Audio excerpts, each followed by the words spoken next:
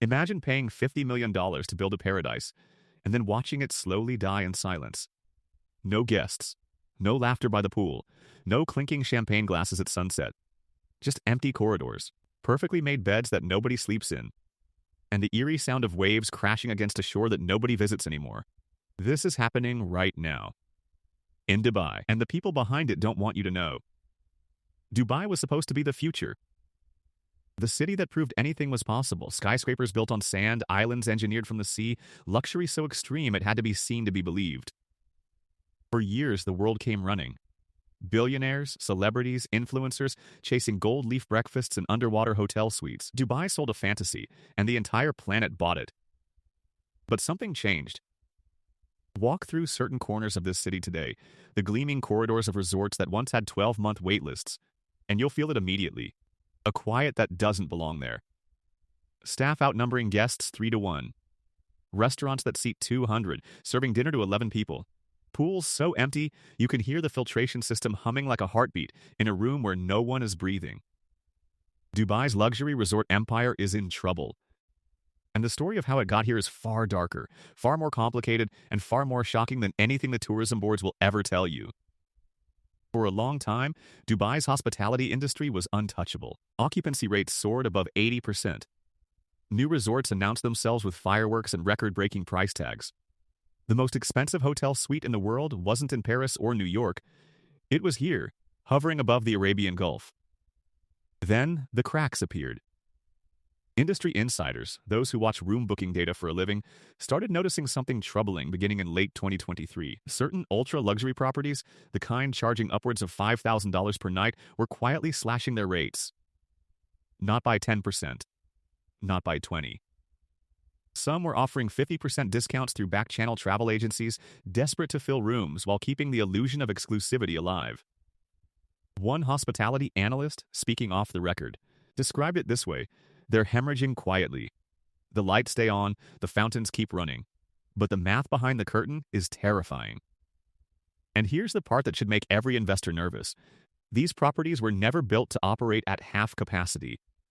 Their break-even point assumes near full occupancy year-round. When that doesn't happen, the losses don't trickle. They cascade. But why?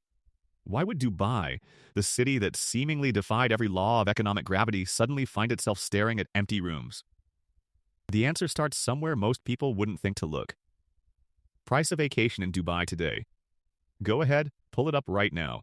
What you'll find will shock you if you haven't checked recently. A standard beachfront resort room during peak season can cost more than a week in the Maldives.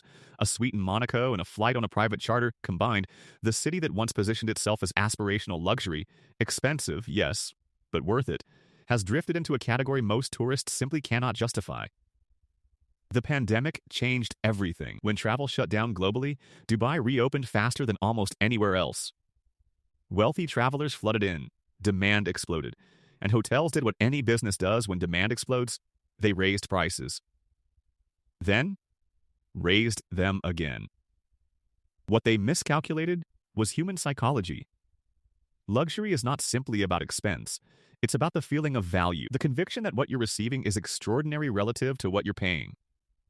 When a guest pays $20,000 for a week and feels like they could have had the same experience in Thailand for $3,000, something breaks. Word spreads. Reviews shift.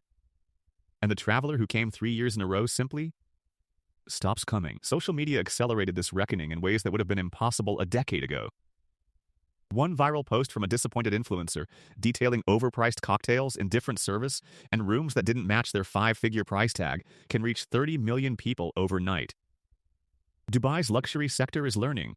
Painfully, that reputation built on spectacle can be dismantled by a single honest smartphone video. But the pricing problem?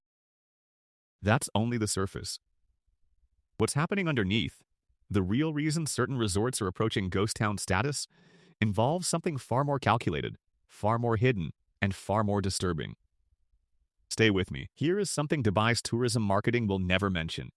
A significant number of its most glamorous luxury properties are locked inside ownership structures so complicated that no single person is fully in charge of making them better. How does this happen? Many of Dubai's ultra-luxury resorts were developed during the boom years of the mid-2000s and again in the 2010s, financed through layers of international investment, sovereign wealth partnerships, and private equity structures spanning multiple jurisdictions. When profits flowed, nobody cared about the complexity. When revenues fell, everybody discovered simultaneously that nobody had the authority to act quickly. Renovation decisions stalled for 18 months because 3 ownership entities across 2 continents couldn't agree on terms. Rebranding initiatives died in committee because the management company, the property owner, and the primary investor each had veto power and conflicting interests. Staffing upgrades. The single fastest way to restore reputation were frozen because headcount budgets required approval from a board that only convened twice a year. Meanwhile, the guests who might have returned were instead browsing competitor properties in the Maldives, Oman, and Saudi Arabia, where a new generation of genuinely spectacular resorts was opening with modern ownership structures, fresh branding, and prices calibrated to deliver actual value. Dubai's ghost resort problem isn't just economic. In many cases, it's architectural, baked into the very legal foundations the properties were built upon. For 2 decades, Dubai operated with an assumption so deeply embedded it was almost never spoken aloud, that it had no real competition in the Gulf luxury space. That assumption is now extinct. Saudi Arabia's Vision 2030 has unleashed the most aggressive luxury tourism construction program in human history. NEOM, the Red Sea Project. Diriyah, properties that make Dubai's most famous resorts look by comparison like they were built in a previous era.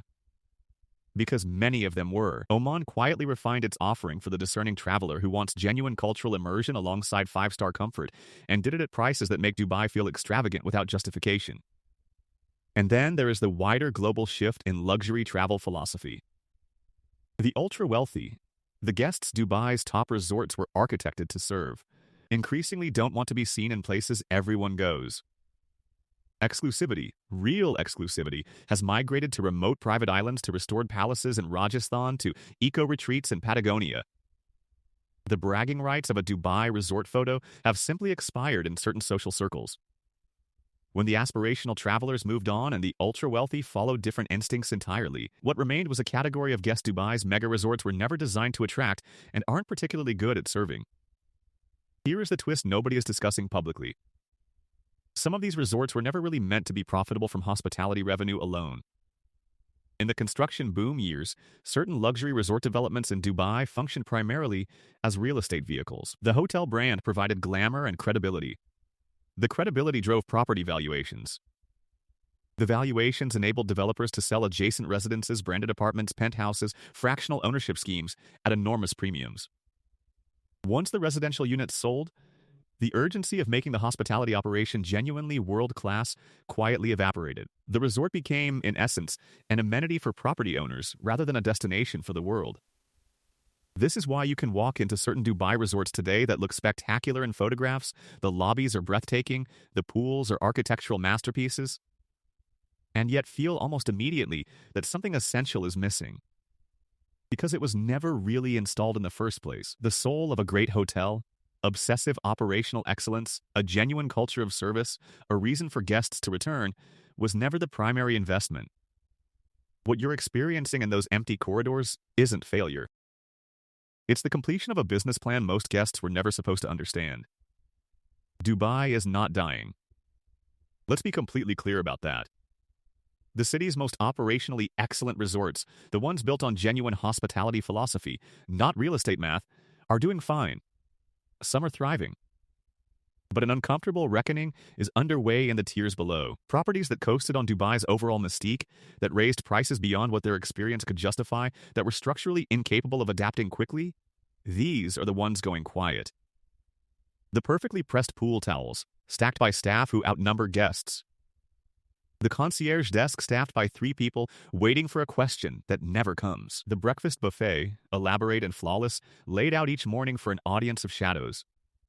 This is what happens when a city builds a dream so fast, so large, and so loud that nobody stops to ask whether the dream was ever built to last.